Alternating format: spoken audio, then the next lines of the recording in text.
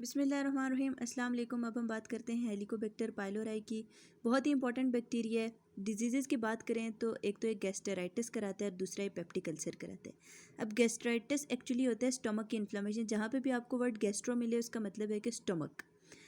अब अगली बात इसमें बहुत इंपॉर्टेंट है। मेरा वाइवा का क्वेश्चन था, सर ने मुझसे पूछा था कि कैंसर काजिंग बैक्टीरियाज कौन से होते हैं। एक्चुअली डायरेक्ट कैंसर काजिंग तो कोई भी नहीं होता है, लेकिन जो एच पाइलोराई होता है ना, वो रिस्क फैक्टर होता है गैस्ट्रिक कार्सिनोमा के लिए और माल्ट लिम्फोमास के लिए। इंपॉर्टेंट प्रॉपर्टीज़ की बात करें तो एक तो एच पाइलोराई कर्व्ड होता है, ग्रेम नेगेटिव रॉड होता है, वही कैम्पाइलोबैक्टर जैसी प्रॉपर्टीज़ हैं इसकी। लेकिन कैम्पाइलोबैक्टर से इसमें थोड़े डिफरेंस आ जाते हैं बायोकेमिकल प्रॉपर्टीज़ में भी और फ्लैजिलर कैरेक्टरिस्टिक्स वगैरह में भी, मतलब इसके पास फ्लैजिला वगैरह होता होगा। एंड देन इस वजह से हम इसको सेपरेट ग्रुप में करते हैं। अब याद रखना, जो एच पाइलोराई है वो यूरियस पॉजिटिव है और जो कैम्पाइलोबैक्टर है वो यूरियस नेगेटिव है। ओके। अब पैथोजेनेसिस की अगर हम बात करें तो पैथोजेनेसिस में होता क्या है, सबसे पहले हमारे स्टोमक के अंदर जो म्यूकोजा होता है ना, उस म्यूकोजा के ऊपर म्यूकस सिक्रेटिंग सेल्स होते हैं। एच पाइलोराई जाके उन म्यूकस सिक्रेटिंग सेल्स के साथ हो जाएगा अटैच। अब क्योंकि मैंने आपको बताया कि यूरियस पॉजिटिव है, तो ये क्या करेगा, यूरिया को ब्रेक डाउन करा के वहाँ से प्रोड्यूस करेगा अमोनिया।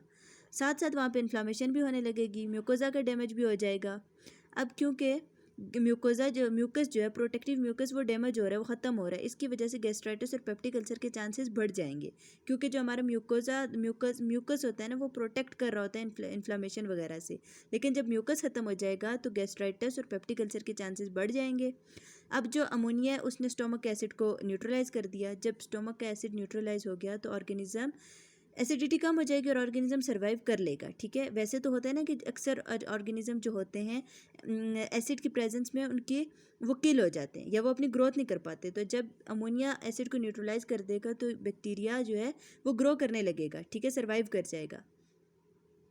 अब उसके बाद नेचुरल हैबिटेट की बात करें तो ह्यूमन के स्टोमक में होता है, इंजेक्शन से एक्वायर होता है। ठीक है, स्टूल से नहीं सेपरेट हो सकता, फूड वाटर एनिमल्स इन चीज़ों से आइसोलेट नहीं होता। ठीक है, अब कुछ जगहों पे ये पॉसिबिलिटी है कि पर्सन टू पर्सन ट्रांसमिशन होता है, क्योंकि ये अगर एक बंदे को है तो उसमें फैमिली हिस्ट्री मिलती है, बहुत सारे फैमिली के बहुत सारे लोगों को होता है। तो ये बात कहीं ना कहीं मानी जाती है कि मे भी इसमें पर्सन टू पर्सन ट्रांसमिशन हो। अच्छा जी, उसके बाद आगे माल्ट लिम्फोमा की बात करें अगर हम।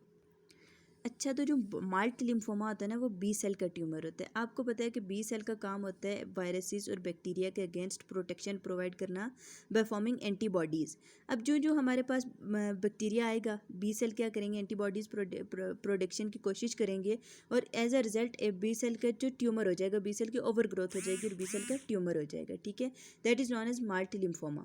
उसके बाद हम क्लिनिकल फाइंडिंग्स की बात करें तो क्लिनिकल फाइंडिंग्स में हमें रिकरेंट पेन होगा एब्डोमिन में, अपर एब्डोमिन में। ठीक है, उसके अलावा जीआईटी में ब्लीडिंग होगी, कोई बैक्टीरिया नहीं होगा, कोई डिसेमिनेटेड डिजीज़ नहीं होगी।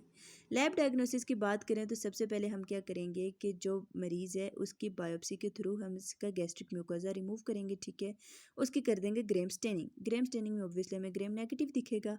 फिर हम इसको कल्चर भी कर सकते हैं। कल्चर उन्होंने बताया कि सेम मीडिया इज कैम्पाइलोबैक्टर। कैम्पाइलोबैक्टर के लिए हमने कौन सा मीडिया यूज़ किया था, कोई भी मीडिया जिसमें साथ एंटीबायोटिक्स ऐड हो। ब्लड एगर में भी साथ हमने एंटीबायोटिक्स ऐड करके ताकि नॉर्मल फ्लोरा को वो किल कर दें, उस मीडिया पे हम इसको कल्चर करेंगे।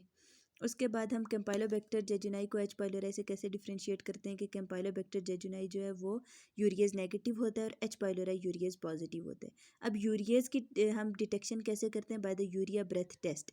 अब यूरिया ब्रेथ टेस्ट क्या होता है, हम क्या करते हैं कि रेडियो लेबल्ड जो रेडियो एक्टिव होता है ना, रेडियो एक्टिव यूरिया पेशेंट को इंजेस्ट कराते हैं। उसके बाद अगर ऑर्गेनिज्म प्रेजेंट है तो यूरियस, जो ऑर्गेनिज्म का यूरियस है ना, जो इंजेस्टेड यूरिया उसका क्लीवेज करा देगा, तो उसको ब्रेक डाउन करा देगा अमोनिया और कार्बन डाइऑक्साइड में। अब जो कार्बन डाइऑक्साइड है वो इवॉल्व हो जाएगी हमारे ब्रेथ में, तो इसको हम through breath test, urea breath test, हम इसको डिटेक्ट कर सकते हैं।